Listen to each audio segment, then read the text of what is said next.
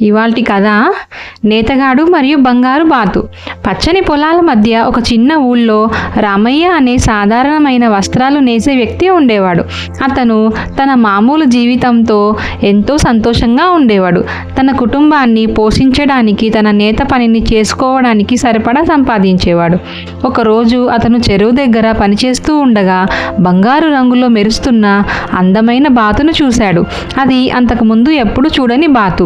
రామయ్యకు మంచి మనసు ఉండేది కాబట్టి దాన్ని పట్టుకోవాలని అనుకోలేదు. దాని అందాన్ని చూసి ఆశ్చర్యపోయాడు. ఇంతలో ఆ బాతు అతన్ని చూసింది. అతని దగ్గరికి వచ్చి నెమ్మదిగా తల ఊపి ఒక మెరుస్తున్న బంగారు గుడ్డును అతని కాళ్ళ దగ్గర పెట్టి ఎగిరిపోయింది. రామయ్య చాలా సంతోషించాడు.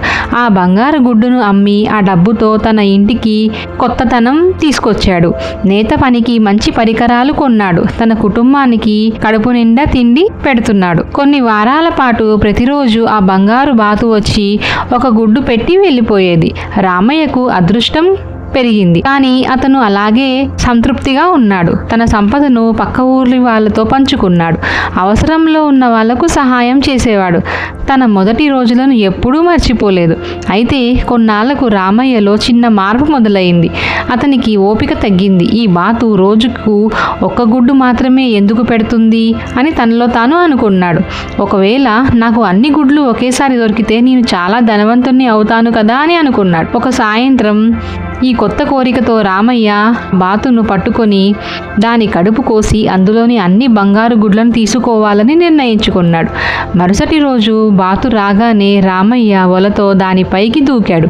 బాతు భయపడి తప్పించుకొని తన కళ్ళలో తీవ్రమైన భయంతో ఎగిరిపోయింది. మళ్ళీ ఎప్పుడూ రాలేదు. రామయ్యకి ఒట్టి వల మాత్రమే మిగిలింది. తన అవివేకాన్ని గుర్తించి నిజం తెలిసింది. అతని ఒకప్పటి బంగారు భవిష్యత్తు అతని అత్యాశ వల్ల పోయింది అని. అతను మళ్ళీ తన మామూలు నేత పనికి తిరిగి వచ్చాడు. ఈసారి గతంలో ఉన్న సంతోషం బదులు పశ్చాత్తాపం, కోల్పోయిన అవకాశాల భారం అతన్ని బాధించాయి. కథలో నీతి: అత్యాశ దుఃఖానికి కారణం.